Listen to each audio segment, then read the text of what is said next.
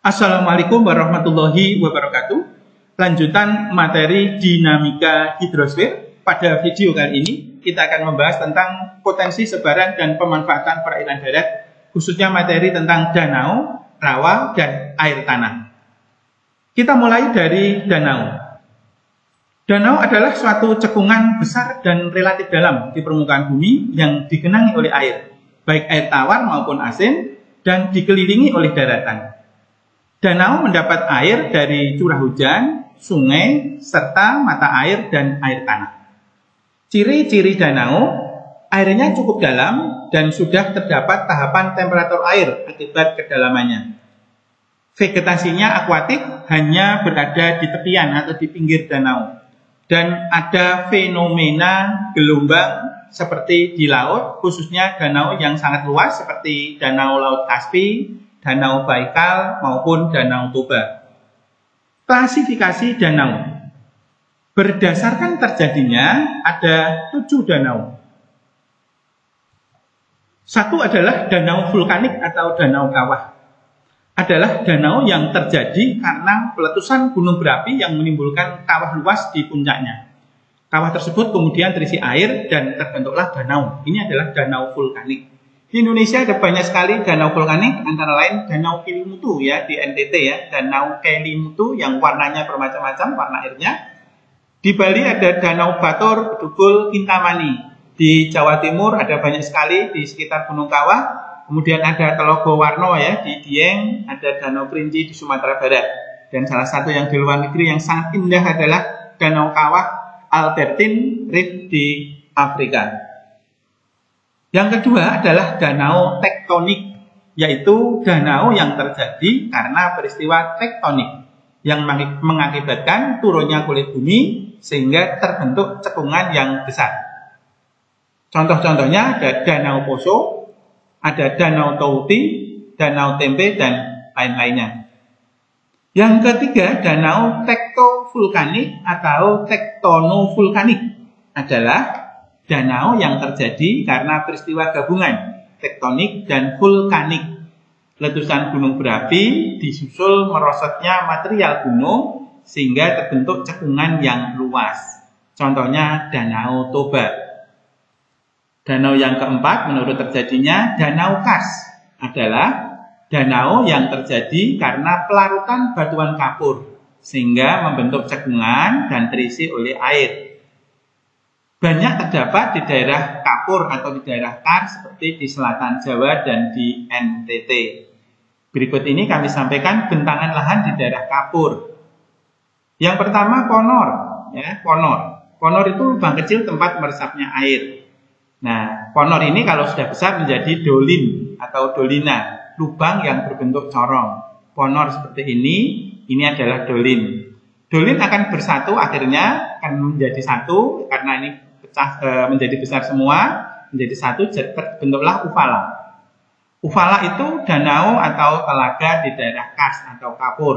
Ini contohnya Ufala. Dan berikutnya adalah Polje. Polje itu depresi yang relatif luas ya, dengan dinding-dinding yang sangat terjal. Dengan di dalamnya, di dasarnya relatif rata dan banyak dijumpai konor, dolin, dan Ufala. Yang kelima, danau menurut terjadinya adalah danau hempangan atau bendungan. Adalah danau yang terjadi karena aliran suatu sungai terbendung oleh suatu material, baik longsoran tebing, lava, maupun endapan, sehingga terbentuklah danau. Contohnya, Danau Laut Tawar di Aceh, Danau Tondano di Sulawesi Utara, dan juga termasuk Oxbolik atau Danau Tapal Kuda. Yang keenam, danau glasial. Sesuai dengan namanya, maka danau ini terbentuk karena mencairnya gletser atau es di daerah kutub sehingga mengisi cekungan.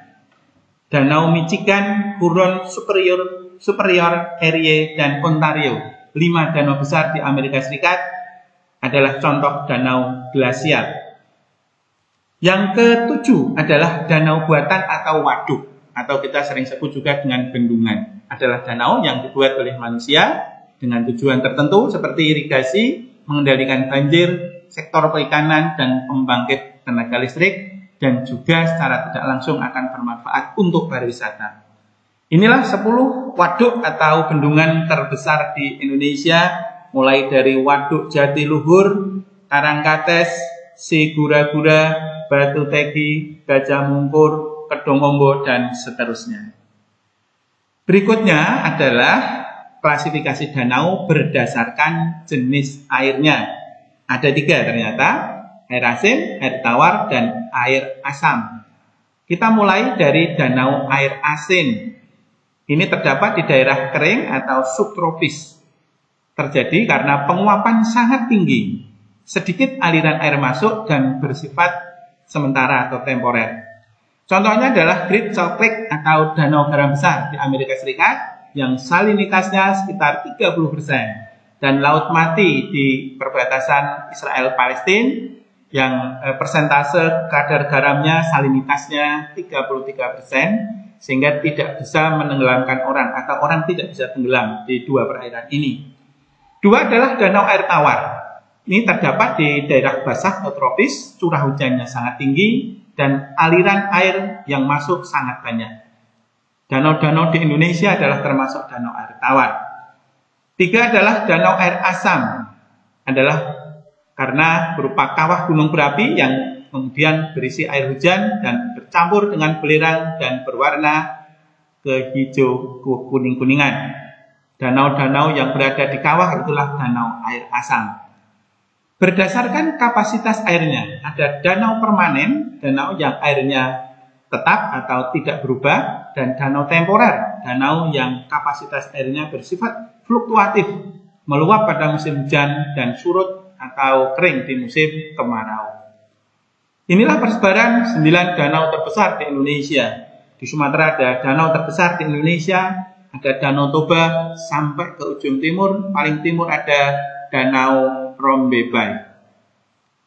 Potensi dan manfaat danau sebagai sumber air minum, untuk irigasi, pembangkit tenaga listrik, kemudian juga untuk pengembangan perikanan, untuk pariwisata dan olahraga, pencegahan dan pengendalian banjir, serta sarana transportasi. Dari danau kita lanjut ke rawa. Rawa adalah genangan air di daratan yang terjadi karena terjebak pada suatu cekungan yang relatif dangkal dan lapisan tanah atau batuan di bawahnya impermeable atau tidak tembus air.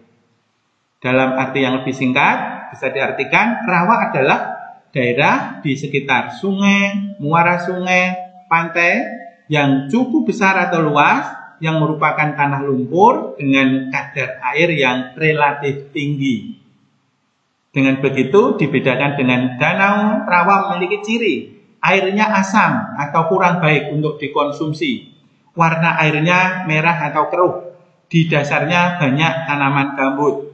Tanaman air menutupi sebagian dari permukaan rawa dan sering atau selalu tergenang oleh air. Klasifikasi rawa. Berdasarkan letaknya ada rawa pedalaman, lebak, dan pantai. Rawa pedalaman, rawa yang terdapat di tengah-tengah daratan. Contohnya rawa Pening yang ada di Kabupaten Semarang, Jawa Tengah. Yang kedua rawa lebak, rawa yang terdapat di kanan kiri sungai, bisa dimanfaatkan untuk pertanian sawah lebak. Dan rawa pantai, terletak di pantai dan dipenuhi oleh tanaman mangrove. Berikutnya adalah berdasarkan sifat atau rasa airnya. Ada rawa air tawar, ini terletak di tengah-tengah daratan. Rawa air asin terletak di pantai, dipengaruhi oleh pasang surut air laut. Dan rawa air payau terletak di dekat muara sungai. Yang ketiga, berdasarkan kondisi air dan tumbuhan yang hidup. Ada 4. 1, swamp, yaitu rawa atau lahan basah yang selalu tergenang air dengan jenis tumbuhannya berupa rumput, semak, dan pohon tinggi. Jadi, swamp itu terdapat banyak tanaman-tanaman yang tinggi, tanaman keras. Bedanya dengan Mars adalah lahan basah yang tumbuhannya hanya berupa lumut, rumput, dan alang-alang. Nah, ini bedanya antara swamp yang di atas sama emas. Sedangkan bog, ya, ini adalah bog, lahan basah yang permukaannya relatif kering, tetapi dalamnya jenuh air. Ini di beberapa tempat bog ini adalah kering, kita bisa jalan, tapi ketika kita injak, dia akan elastis atau mantul-mantul. Dan rawa pasang surut adalah jenis rawa yang berasal dari pasang surut air laut dan dipenuhi oleh mangrove. Persebaran rawa di Indonesia. 3 pulau besar yang banyak atau luas sekali persebaran rawa adalah di Sumatera, Kalimantan, dan Papua. Sementara di pulau-pulau kecil dan Pulau Jawa, Sulawesi, serta pulau-pulau kecil yang lain, rawa banyak dijumpai di pinggiran pantai walaupun tidak terlalu luas. Total luas rawa di Indonesia ada 21,5 juta hektar. Manfaat rawa. 1. Sebagai cadangan air. 2. Mencegah banjir. 3. Mencegah intrusi air laut. 4. Menjadi habitat bagi tumbuhan dan juga hewan.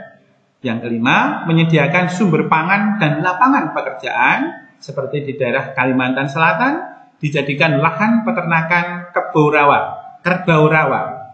Dan yang keenam adalah pengembangan sektor perikanan serta untuk pariwisata dan olahraga. Yang terakhir kita lanjutkan air tanah. Air tanah adalah air yang terdapat dan tersimpan di dalam tanah atau di sela-sela bebatuan di dalam tanah. Dalam pengertian yang lebih lengkap, adalah semua air yang berada di dalam ruang batuan yang mengalir secara alami ke permukaan tanah melalui pancaran atau rembesan. Sumber utama air tanah adalah air hujan yang meresap ke dalam air tanah. Faktor yang mempengaruhi meresapnya air tanah. Yang pertama adalah tingkat kelembapan tanah. Makin lembab, maka tanah makin sulit meresapkan air. Yang kedua, tingkat porositas tanah atau daya resap air. Ini adalah ini yang paling renggang antar tanah ini sangat porus dan rapat berarti tidak porus, yaitu daya resap air. Tanah makin padat, makin sulit meresapkan air, makin renggang, makin mudah meresapkan air. Tingkat kemiringan suatu lahan, makin miring, makin cepat mengalir atau makin sedikit yang meresap. Dan vegetasi penutup lahan. Makin banyak vegetasi, makin banyak meresapkan air.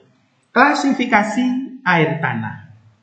Berdasarkan letaknya ada 2. Air tanah dangkal adalah air tanah yang terletak di atas lapisan kedap atau lapisan impermeable, tidak tembus air.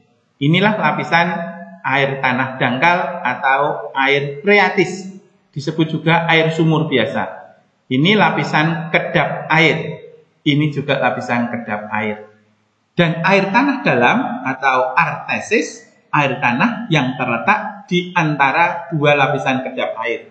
Ini ya, dengan kedalaman variatif antara 50 sampai 200-an meter. Gambarannya dalam kehidupan sehari-hari, air tanah dangkal itu adalah air sumur sehari-hari.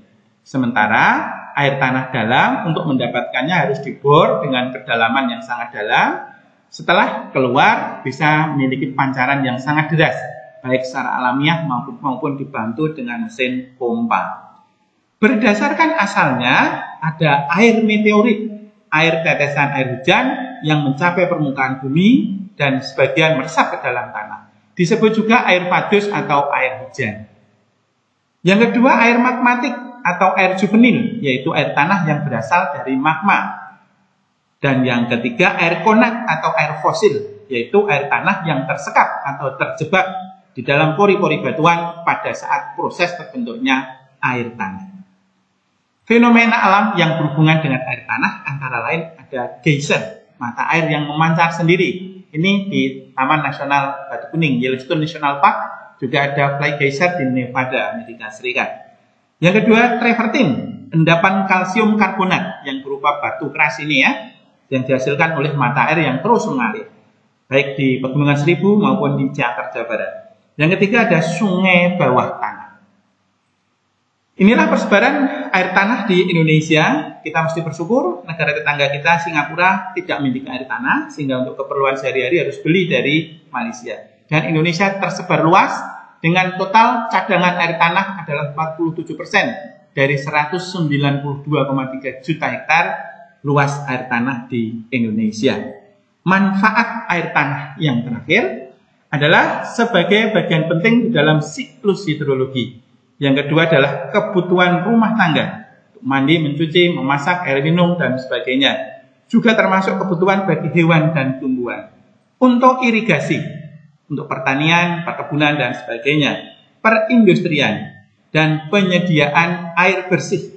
Serta untuk pariwisata dan olahraga, yang tentu ini memacu adrenalin para kaula muda. Terima kasih atas perhatiannya. Mohon maaf atas segala kekurangan. Wassalamualaikum warahmatullahi wabarakatuh.